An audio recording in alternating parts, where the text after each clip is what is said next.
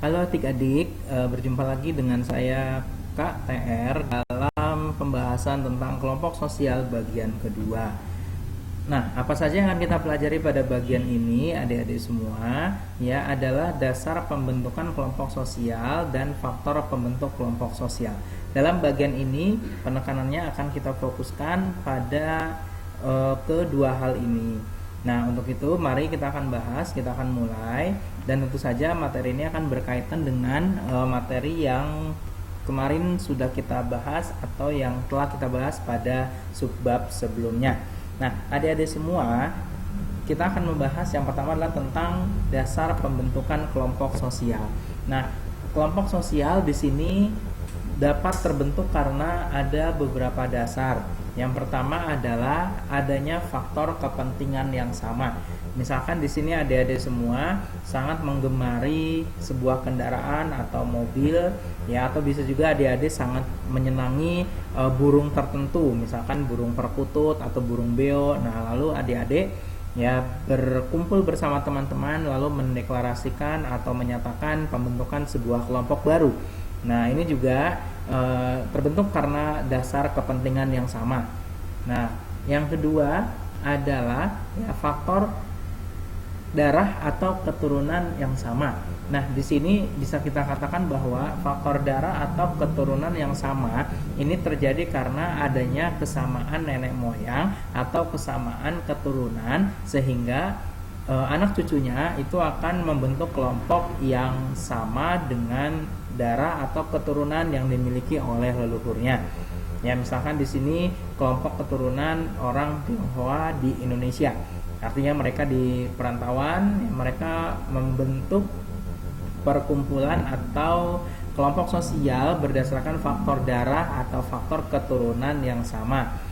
Nah, ini dia adik-adik semua ya. Tentu di sini tidak hanya misalkan ya keturunan Tionghoa saja, atau misalkan ada warga negara lain yang tinggal di Indonesia lalu mereka membentuk suatu kelompok sosial yang sifatnya mendekatkan antar mereka karena satu darah atau satu keturunan yang sama. Nah, yang berikutnya adik-adik, yang ketiga adalah faktor geografis. Nah, faktor geografis di sini adalah kelompok sosial yang memang terjadi karena adanya keberadaan masyarakat yang tinggal pada daerah tertentu. Nah, misalkan di sini adalah kelompok mahasiswa Jakarta yang kuliah di Universitas Negeri Padang misalkan, lalu mereka membentuk suatu kelompok sosial atau paguyuban, ya, paguyuban mahasiswa misalkan untuk menguatkan eksistensi mahasiswa Jakarta tersebut di daerah perantauannya atau di kampusnya di contoh tadi misalkan Universitas Negeri Padang. Nah, adik-adik semua itu karena faktor geografis.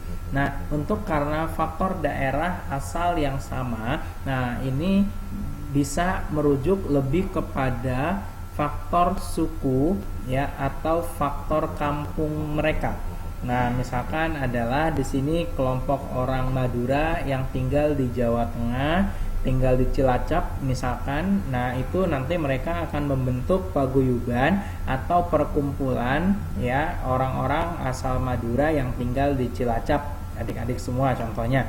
Nah, ini karena adanya kesamaan daerah asal. Nah, yang berikutnya adalah terkait dengan faktor nasib yang sama. Nah, untuk faktor nasib yang sama ini biasanya karena ada suatu sebab, yaitu mereka akan membentuk kelompok sosial tertentu. Misalkan karena faktor nasib yang sama, di sini kalau kita lihat yang di Indonesia, contohnya adalah ya Republik Indonesia yang diproklamasikan oleh Soekarno-Hatta atas nama bangsa Indonesia, itu berarti terjadinya kelompok sosial karena ada kesamaan nasib, karena sama-sama pernah dijajah atau pernah dijadikan koloni oleh bangsa asing atau bangsa barat. Nah, dengan beragam alasan mereka. Nah, inilah dia adik-adik dasar pembentukan kelompok sosial terkait dengan 5 hal ini. Nah, untuk itu dasar pembentukan kelompok sosial ini akan berlanjut kepada faktor pembentuk kelompok sosial. Nah, faktor pembentuk kelompok sosial ini yaitu terkait dengan beberapa pemikiran. Yang pertama adalah Satu, terkait tentang keyakinan perlunya ada persatuan. Tentu jika tidak ada persatuan, ya maka kelompok sosial tidak akan terbentuk. Nah, yang kedua, di dalam adanya keyakinan tentang perlunya persatuan ditambah dengan harapan bersama, ya adanya harapan bersama yang dihayati oleh para anggota kelompok, itu nanti akan menjadikan kelompok sosial tersebut ya akan bertambah kuat karena sudah ada keyakinan untuk perlunya bersatu, dan yang kedua juga ada harapan bersama ya yang dihayati oleh anggota kelompok tersebut, sehingga kalau ada tujuan bersama, ada harapan bersama, ya kita katakan bahwa kelompok tersebut akan lebih kuat dan lebih terarah. Nah, yang ketiga, faktor pembentuk kelompok sosial adik-adik adalah adanya ideologi yang mengikat seluruh anggota. Artinya, ideologi ini adalah seperangkat gagasan yang mendasar. Kalau kita mempelajari pada kelas sebelumnya tentang lembaga sosial, ya ada ciri-ciri lembaga sosial. Salah satunya lembaga sosial harus memiliki ideologi, ya yakni cara pandang, cara berpikir masyarakat tentang kelompok sosialnya atau tentang keanggotaannya. Nah, biasanya ideologi ini lebih tinggi tingkatannya, semisal kelompok sosial Republik Indonesia itu memiliki pasti ideologi. Kalau memang pada tingkatan kita yang lebih bawah, ideologi itu adalah bisa kita sampaikan sebagai visi dan misi. Ya, visi adalah gambar masa depan kita yang harus kita pedomani sehingga nanti dalam kelompok sosial kita akan berbuat sesuai, bertindak sesuai dengan visi dan misi yang ada pada kelompok kita. Nah, itu adik-adik semua terkait dengan ideologi dan visi misi yang menjadi panduan hidup bersama. Nah, ditambah faktor kesadaran bahwa dirinya atau diri individu adalah bagian dari kelompok itu. Dia merasa terafiliasi atau berafiliasi dengan kelompok sosial yang dia ikuti. Tentu adik-adik semua pada bagian yang terdahulu sudah kita jelaskan bahwa adik-adik tidak mungkin hanya mengikuti atau berafiliasi pada satu kelompok sosial aja. Ya, tentu adik-adik akan berafiliasi pada kelompok sosial lain tergantung adik-adik sedang berada di mana dan sedang melakukan aktivitas apa. Dan adik-adik semua tentu memiliki 5 syarat ya dari faktor pembentukan kelompok sosial ini. Jika tidak, maka adik-adik tentu bisa kita katakan bukan atau belum menjadi bagian dari kelompok sosial itu secara utuh. Nah, adik-adik semua, faktor pembentukan kelompok sosial ini, dan tadi kita bahas pada awal tentang dasar-dasar pembentukan kelompok sosial, nanti akan menjadikan ya akan kita dapat simpulkan bahwa kelompok sosial yang akan dibentuk itu atau akan terbentuk itu akan terbagi menjadi 2. Adik-adik sekalian, akan terbagi menjadi 2, yakni adalah kelompok yang teratur serta kelompok yang tidak teratur. Nah, pembahasan ini akan kita lakukan pada paket 2 adik-adik semua.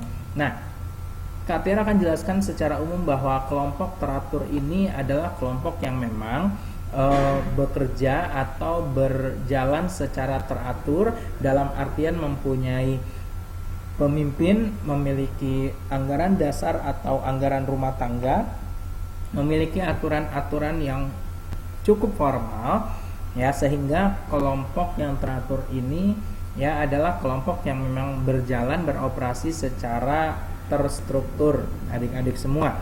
Ya, adik-adik bisa temui ini di sekolah ya atau di lembaga-lembaga lain, baik itu lembaga formal pemerintah maupun non pemerintah, yang adik-adik lihat kalau punya ya tata aturan yang jelas, maka itu kita bisa masukkan ke dalam kelompok yang teratur. nanti akan ada banyak pembagian kelompok yang teratur. Nah, begitu juga dengan kelompok yang tidak teratur. Kelompok yang ini adalah cenderung kelompok yang terjadi secara spontan, tidak ada pemimpinnya, tidak ada batasan waktu yang diatur sedemikian sehingga terjadi secara dadakan atau secara spontan. Misalkan adik-adik semua melihat ada satu kecelakaan di jalan raya dan kalian tiba-tiba berkerumun melihat ada apa itu, ada kejadian apa. Nah, itulah yang kita bisa namakan kelompok tidak teratur. Bisa juga kita ambil contoh adik-adik nonton acara Mama Dedeh misalkan di sebuah televisi swasta, kamunya di rumah, Mama Dedeh nggak di studio, dan kalian tergabung dalam media komunikasi pesawat televisi, maka itu juga bisa dikatakan sebagai kelompok yang tidak teratur. Namun secara teoritis tentu akan kita bahas pada bagian selanjutnya, ya, yakni di paket 2 dari coding kita, yakni tentang kelompok sosial. Oke, adik-adik semua, untuk memahamkan materi kita pada video pembelajaran kali ini, maka kita coba akan berlatih soal-soal, ya. KTR akan sampaikan soalnya sebagai berikut, adik-adik semua. Nah, di sini contoh soalnya, mungkin ada adik-adik semua yang menggemari kendaraan besar seperti bis atau truk, atau menggemari ya hal lain, boleh kelompok pecinta sepeda, ya, atau pecinta truk atau bus atau kereta api. Nah, dalam hal ini KTR mencontohkan tentang adanya sekelompok anak-anak muda yang suka atau minat sangat besar terhadap suatu benda, misalkan kelompok pecinta bus triple axle. Nah, ini lagi musim bus dengan 3 roda berderet, 2 di belakang, 1 di depan. Nah, dengan demikian kelompok ini terbentuk atas dasar apa? Nah, adik-adik semua, di sini adalah soal yang kita berikan itu adalah soal penalaran. Jadi adik-adik harus menalar apa yang diminta oleh soal tersebut, dan ini polanya seringkali muncul pada ujian nasional. Nah, kita lihat di sini pilihannya adalah A, pekerjaan, B, pendidikan dasar, C, profesi sementara, D, kemauan yang dipaksakan, E, atau hobi. Ya, E, hobi atau minat terhadap sesuatu. Maka di sini jawabannya adalah sudah jelas adik-adik, kesenangan terhadap sesuatu dan sampai bergabung pada sebuah kelompok sosial.